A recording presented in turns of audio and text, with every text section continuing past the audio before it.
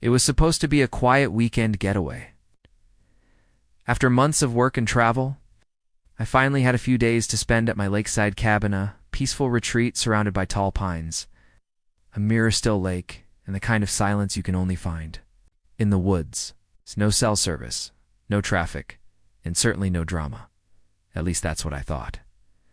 I arrived late Friday afternoon, the sun casting golden light across the water as I unlocked the front door of the cabin. Built by my grandfather. Decades ago, it had been in our family for generations. Over the years, I'd quietly acquired most of the land surrounding it, including the forest, lake access, and even parts of the nearby town. What began as sentimental preservation slowly evolved into a web of real estate ownership, including some commercial and residential zones. I didn't make a big deal about it after all. I wasn't the flashy type, but I did, quite literally, own most of the city. Saturday morning started off perfectly. I was sipping coffee on the deck when I heard the sound of an engine growling in the distance. Moments later, a white luxury SUV rolled into the gravel driveway like it owned the place.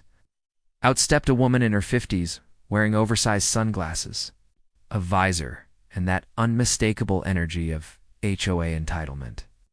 You know, the type tight-lipped smile, clipboard under her arm, marching like she's on a mission from God?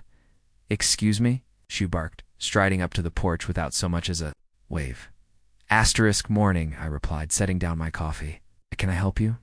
"This property is part of the Whispering Pines Lakeside HOA," she said, flashing a laminated badge like it was a federal ID, "and we don't allow unauthorized tenants or short-term rentals." "Oh, you need to leave immediately." I stared at her for a beat, confused. "This is my cabin," I replied, trying to keep it civil. "No." "Sir, it was your cabin," she snapped. "When the HOA was formed last year, the community agreed to new regulations.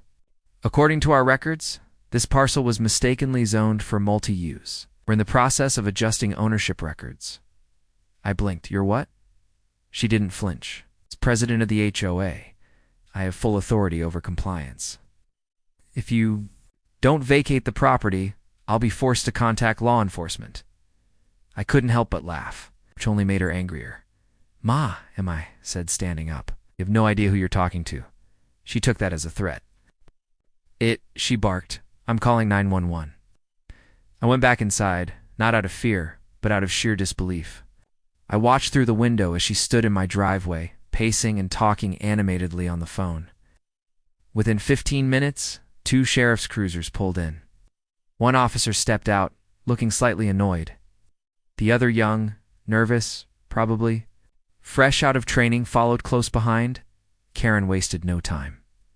"There," she shouted, pointing at my front door. "That man is trespassing. He refused to leave HOA property." The senior officer turned toward me as I stepped out onto the porch. "Afternoon," he said. "Mind explaining what's going on here?" "Sure," I replied calmly. "This cabin is mine.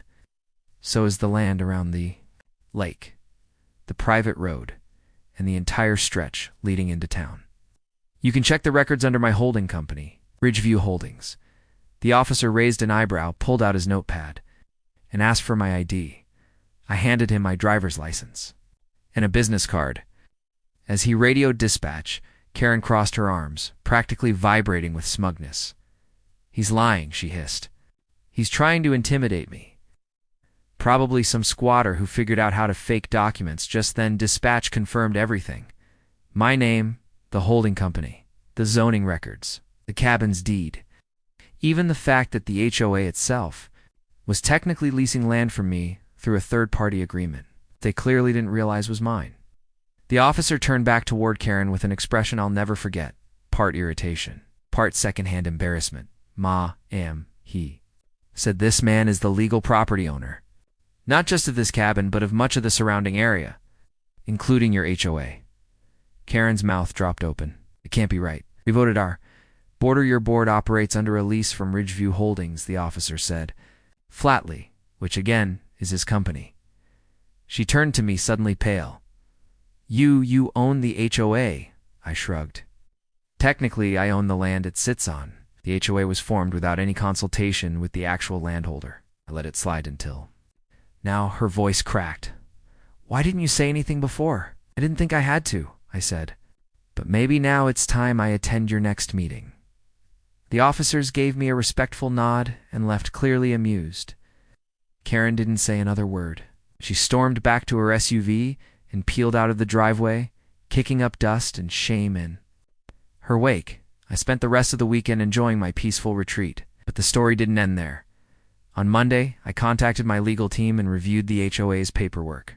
Turns out, they'd been overstepping their boundaries for months, illegally issuing fines, restricting access, even threatening longtime residents with violations over things like mailbox color and fishing rights, all without proper legal standing. So I made a decision. That Thursday, every household in the HOA received a letter from Ridgeview Holdings. It explained in plain English that the land they lived on was leased, not owned outright in that. The HOA was in breach of several terms. A new management structure would be proposed, one that included actual residents and, importantly, excluded Karen from any leadership role. Within a week, she resigned. Word spread fast. People started showing up at my cabin with baked goods, thank you notes, even homemade pies. Turns out, Karen had made a lot of enemies. I became something of a legend overnight, the man who owned the city, as one teenager put it. I didn't want power, never did. But sometimes the only way to deal with people who abuse a little authority is to remind them who really holds the keys. So now, once a month, I host a community cookout by the lake. Kids swim, families picnic.